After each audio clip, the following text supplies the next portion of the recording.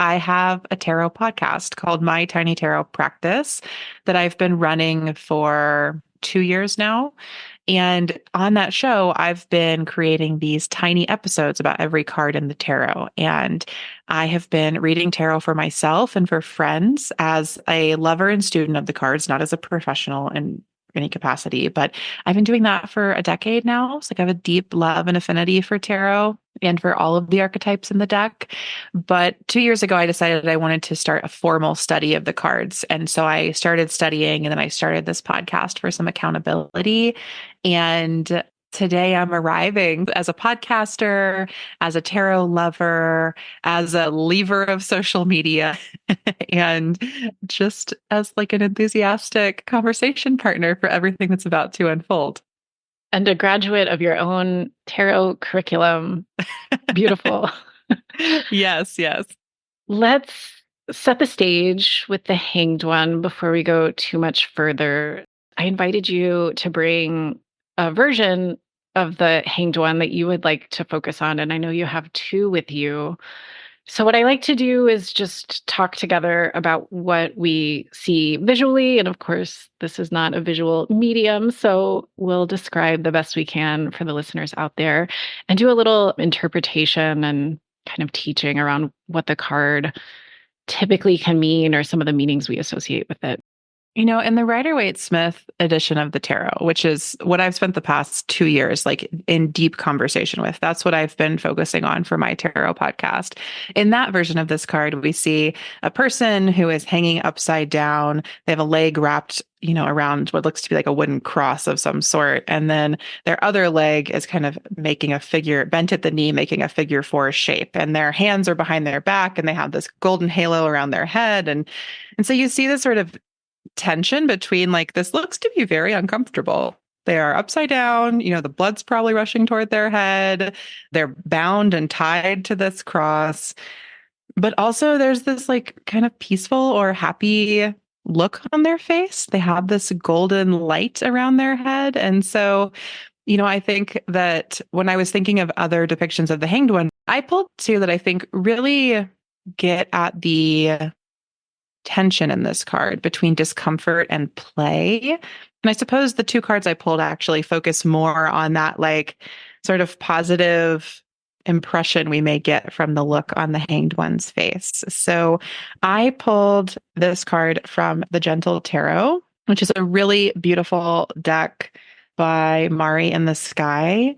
And in her version of the Hanged One, she actually calls it the hanging one. And we see this person kind of on a trapeze, like suspended. Their knees are both over the swing of the trapeze and their arms are over their head and they're kind of like in motion, in flight, like swinging back and forth. And in the top of the card, we have these two birds.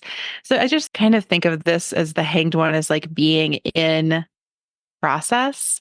It reminds me a lot of like you already mentioned that the hanged one comes between justice and death. So it's kind of like when I look at this card, I think of how perhaps our experience of justice kind of like pushes us on this swing all the way to death, where we're going to go through this like ending and rebirth. And so I love the motion in this card. And then the second one I brought was the Hanged One in Hannah Tricor's Self-Love Tarot, which is a really beautiful deck, has a lot of like gold foil and gorgeous things.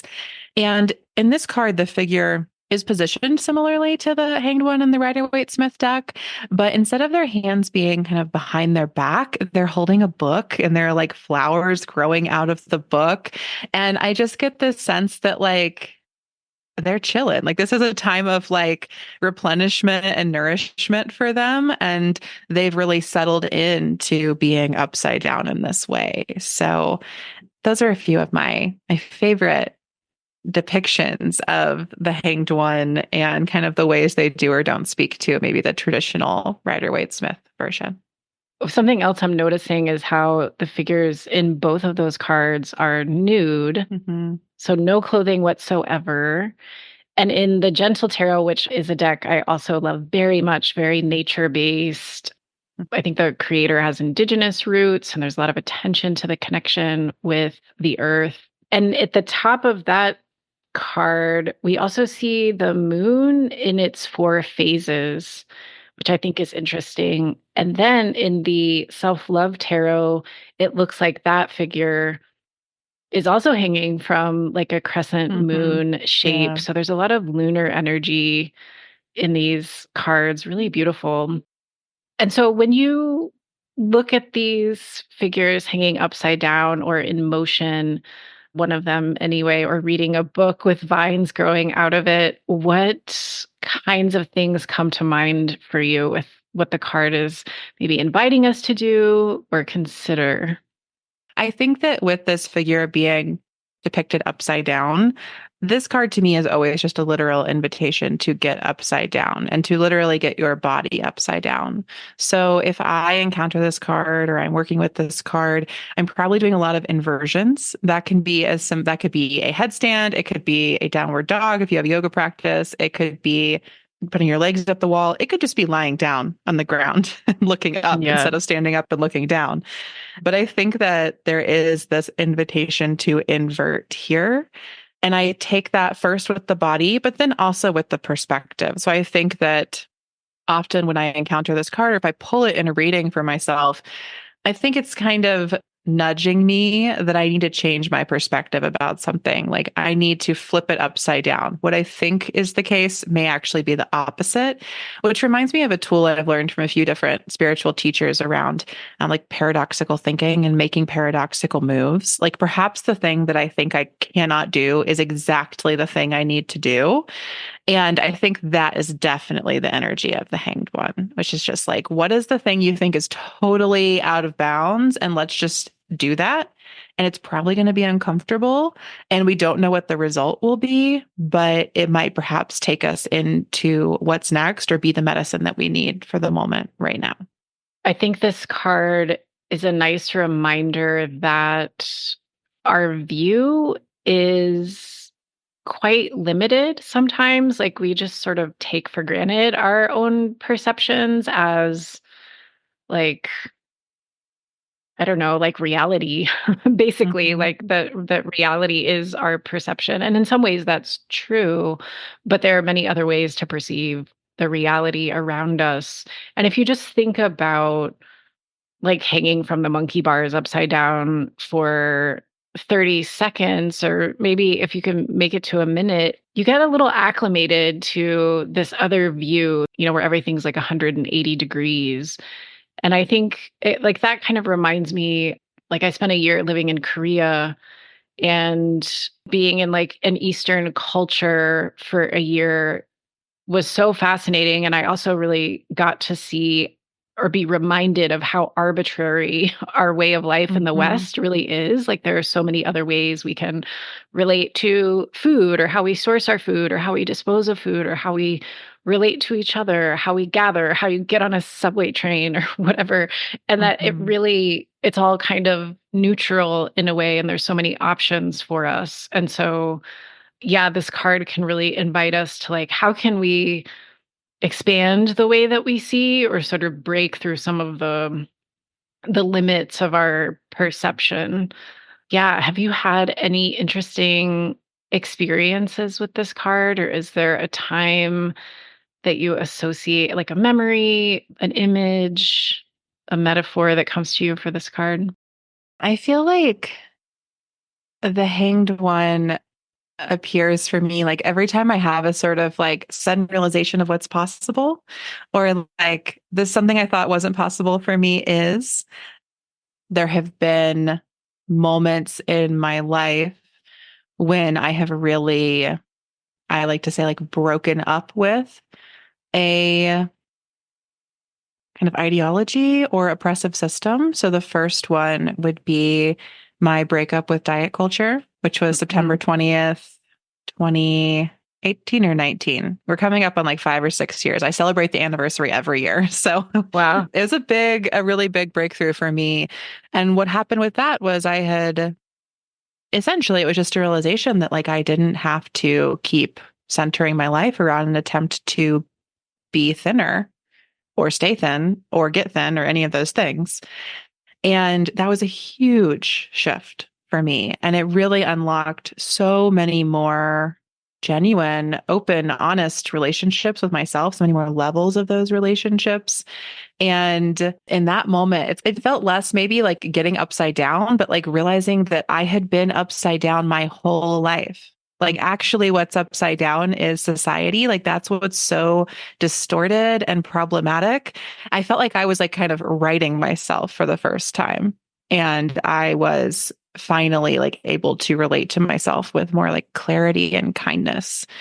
And, that also relates to my journey leaving social media. I like to say that I don't know if I could have broken up with social media if I didn't break up with diet culture first. I didn't have this like hanged one moment of realizing, like, oh, I can change the rules. Like, I can't liberate myself from every oppressive system we live under, obviously. Like, I'm one human being. I can't just get rid of white supremacy, but I can change my behavior and stop being so complicit in it or oppressing myself in those ways. And I can root out that thinking. And so for me, those are always these like hanged one moments. There's like these very personal moments where we really change our perspective and how we relate to ourselves and therefore how we relate to the world.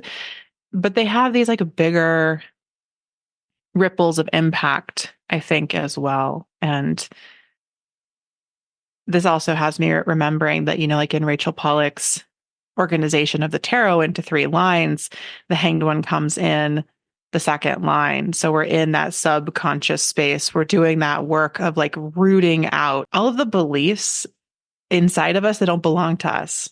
Like maybe there's a sense in which like the hanged one is like you're being flipped over. So like you can get like the change out of your pockets like they do in old cartoons. Yeah. Like shake somebody down like that. It's a little bit of that. We're like letting all of those crappy beliefs that were never ours to begin with, like fall out and fall away. And then with, moving into death, we really get like the rebirth and renewal that can come from not picking them back up again. And it's interesting how, like, the hanged one doesn't give liberated vibes, like, on first glance. But I think it's showing us, like, the hard call that kind of comes from, or that will lead to that liberated feeling. As we talk, I feel like something's unfolding for me around the hanged one, which is that, I'm not quite sure the hanged one has made any of the changes yet. Like, I'm not sure. Like, I feel like there's something in this card that's like, when I actually went through either of these breakups I've talked about, like, that's when I got myself down off the cross, right? Like I'm suspended there. And I think that, I like to sort of take the slight smile perhaps, or some of the pleasantness I find in the face of the figure on this card as a sign that like this is a positive, change of perspective. But I think there's also something in this card about how like bound you feel when you really get to that like pinnacle moment where you like it's all about to change. And I think the hanged one kind of encompasses that moment and the decision to change, but I don't really think they're in the action of actually doing any of that changing yet, right? So I feel like for me, those moments would come. It was like when I decided this is it, I'm breaking up with diet culture, but maybe not like the writing and sharing the manifesto. That's like what comes next. Or like with social media, it's like when I had that realization, like, oh, this is codependency, like that was the moment.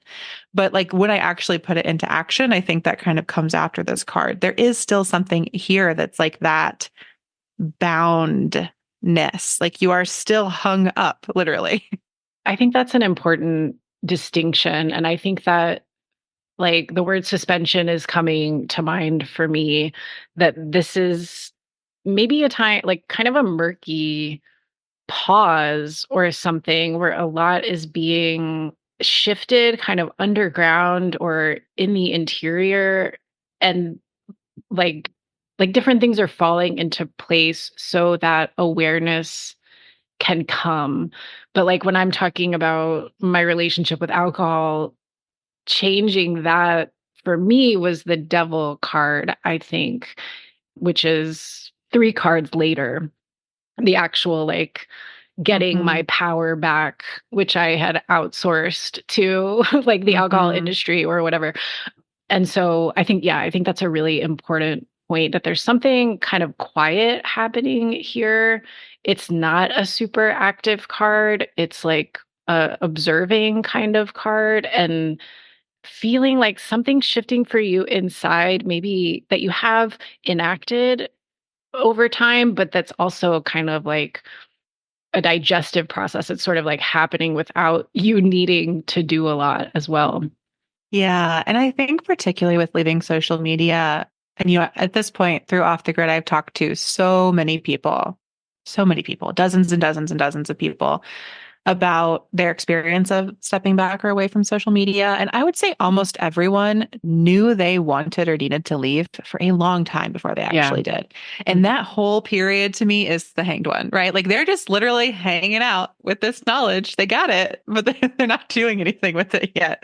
And I think that is that journey, like you just shared, from the hanged one all the way to the devil, like that. It takes all of that for us to really make these big shifts. But I think that, with justice, we start to sort of see that reckoning. And with the hanged one, I think we have sort of a knowing that we can sit with. And then with death, like we actually, like it kind of crumbles and has to renew Mhm. after that.